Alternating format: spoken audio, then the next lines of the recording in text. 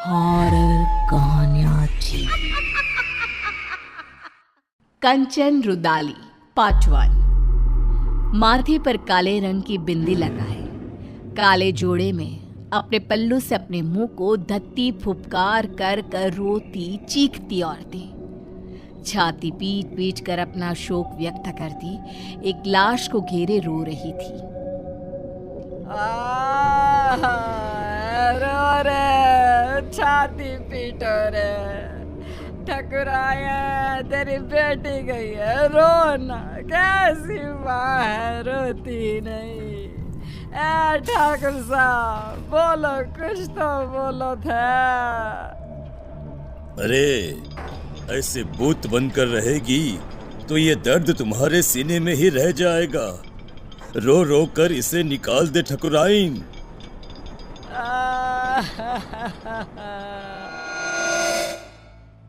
राजस्थान में ये प्रथा सदियों से चली आ रही है।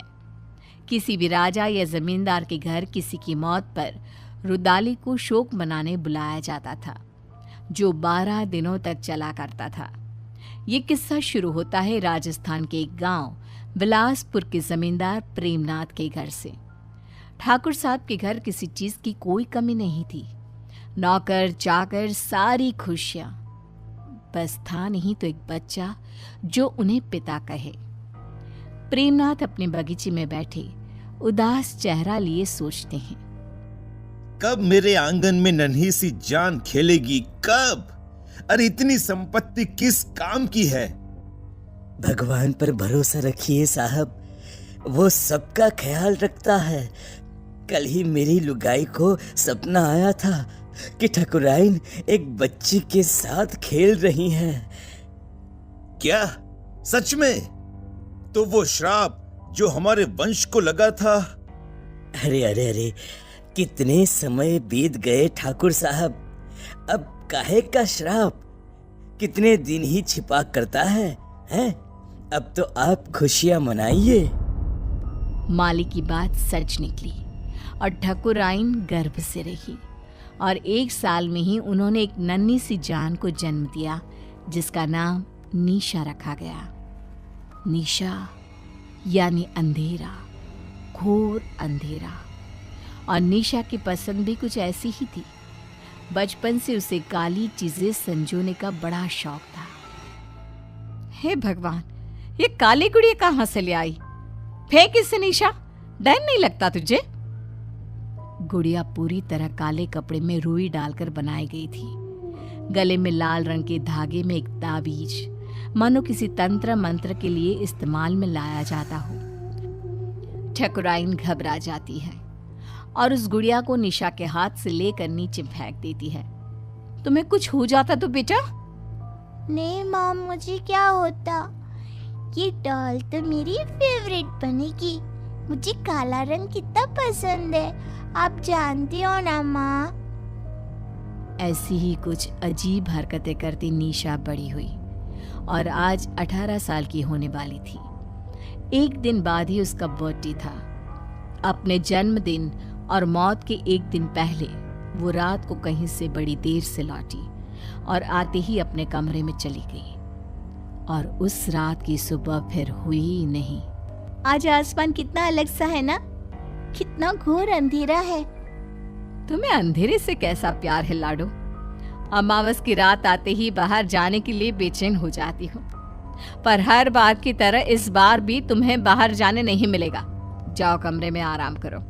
कल जन्मदिन है ना तुम्हारा, बहुत बड़ी दावत रखी है गांव वालों के लिए।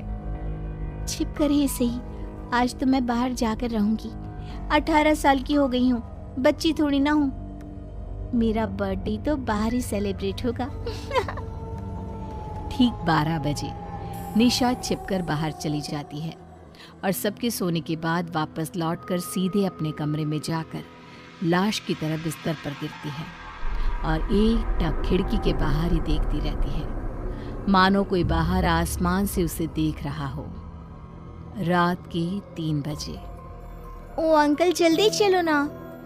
निशा के आगे लाइन में लगा हुआ आदमी अपने हाथ को शरीर से अलग कर निशा के हाथ में देता हुआ कहता है, अरे परेशान कर दिया है।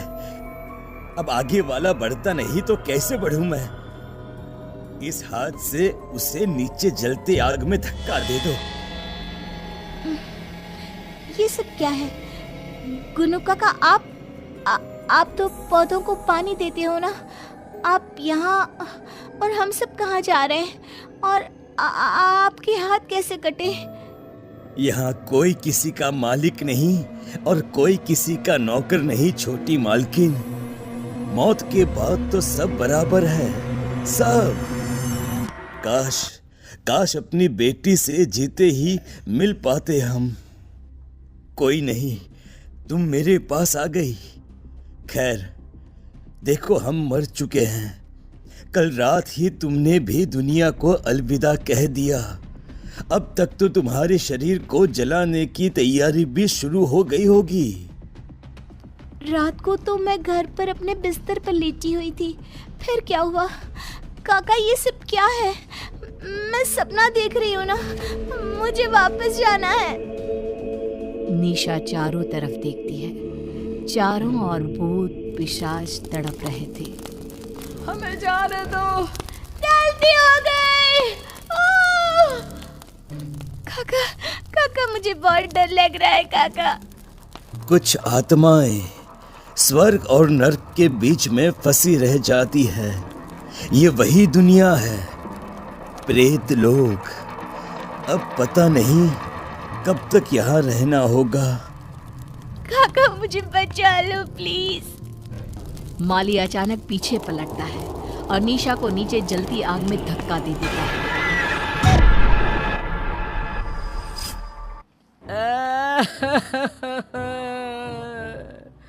अरे लाश के अंगूठे में धागा तो बांधो। सबके इंतजार में तुम लोगों ने शाम कर दी। अरे अब रात को लाश को जलाया भी नहीं जाता। पास बैठी एक औरत निशा की लाश के पास जाती है और अंगूठे में धागा बांधने के लिए एक रेशम का धागा तोड़ती ही है कि लाश हवा में उड़ जाती है। सभी लोग इधर उधर भागने लगते हैं। चारों तरफ अफरा तफरी मच जाती है। ऐसा तो तभी होता है जब लोग से कोई आत्मा वापस आ जाती है। छोटी मालकिन के साथ कोई साया था। इसका शरीर जला दो वरना ये सबको खा जाएगी।